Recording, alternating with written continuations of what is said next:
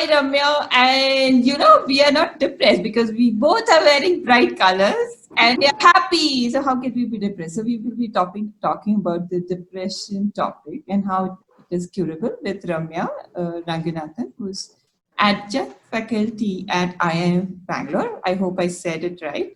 Funny thing that when Ramya came online and I looked at my dress that I wanted to pick up for this interview, somehow the bright colors came out. And I looked at Ramya and I was like, wow, bright background and bright dress. That's what life is about. For some reason, people are thinking and are going about where they think it's not curable and it's the end of life. So that's what we're going to open up with Ramya and take her opinion on this or her own experience on this. So what do you think about depression, Ramya? Okay, so if you ask me, depression, like anything else, it's a label.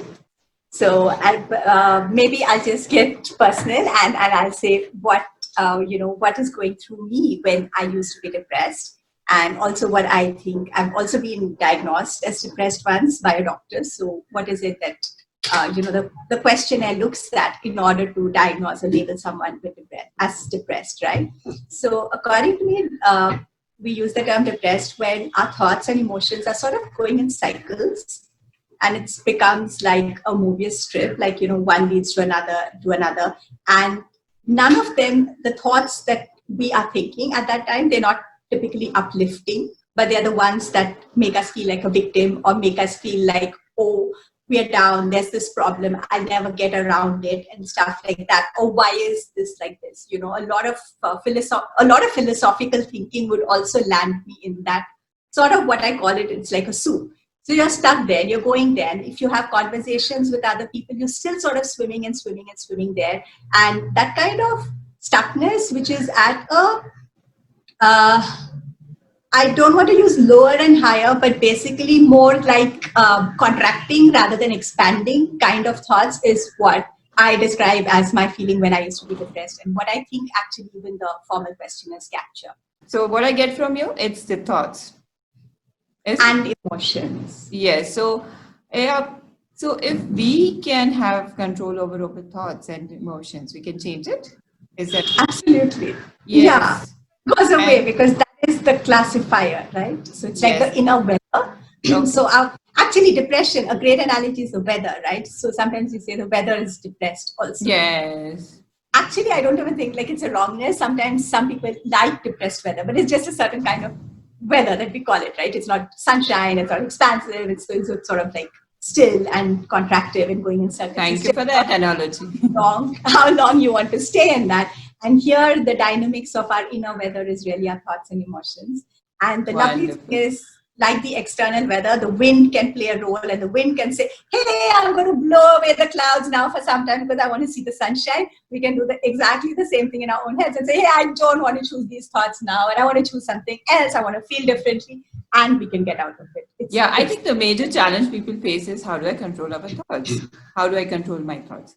So I think that's where all these other modalities or things come in. And for some reason, people think that they have to be on drugs because they are not able to produce the happy hormone on their own, or whatever that is called. And they continue to be in that strip where they're going continuously and like, okay. So it's like they're stuck there. So you're saying that, and I do believe that too. And the reason I call you, because I know you have gone through that too, and you have beaten it. So how did you do it, Ramya? So a couple of things that really helped me. So one is to not make your thoughts or emotions very significant. Sort of just recognize they're there. Okay, like don't take them very seriously. Just because there's a thought there, it doesn't mean it's true. It doesn't mean it defines you. It doesn't mean it has to be there. It's just like that. It's just there, and that's it. Same thing with emotional state, to not make it very significant. And that gives you then the permission to choose. Because when I was making my thoughts and emotions very significant, then I was like, oh no, this is me. This is real. This is how I'm feeling. So even the thought that I could just change it for the sake of changing it with no reason, no justification, nothing other than the fact that I want to change it was not a possibility for me. Right? So not taking your thoughts and emotions seriously, not making them significant, not letting them define you has been very important. The second thing that has really helped is this knowing that we are like psychic sponges, and a lot of the thoughts and emotions in our head are sort of not ours, but we are Yes. just mirroring and picking up and reflecting the thoughts and feelings and emotions of tons of people around us. So there's an access tool that says, who does it belong to? So, or you could just ask yourself, like, is this thought mine? Is this emotion mine? And if it's not, acknowledge that your lovely brain is just mirroring things from other people, and you don't have to do anything other than say, do I want to keep this or do I not? That's it. Yeah.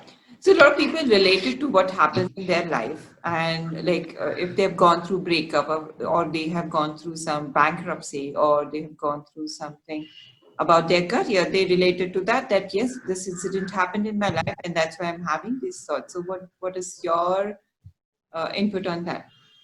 Yeah, so there's been this is a short interview, so I won't tell you the story that sort of reminds me of this phrase, but it's a Zen saying called good thing, bad thing, who knows? And that's been a huge driving thing in my life, which in a nutshell, basically when anything happens to us, we have no idea about the complex ways in which life evolves and the universe evolves. And so when we are judging something as good or bad, it's just like that, it's not really true. We Yes. don't know. We can Yeah, never. there is a hope, and there is a Yeah. change And, that's and possible. yeah, no, not just change. It may not be a bad thing. So, for example, you might have a breakup, and because you've had a breakup, you might think, oh, this is such a bad thing that somebody left Yeah. me. But because that person left you, so much more now opens up in your life, and you're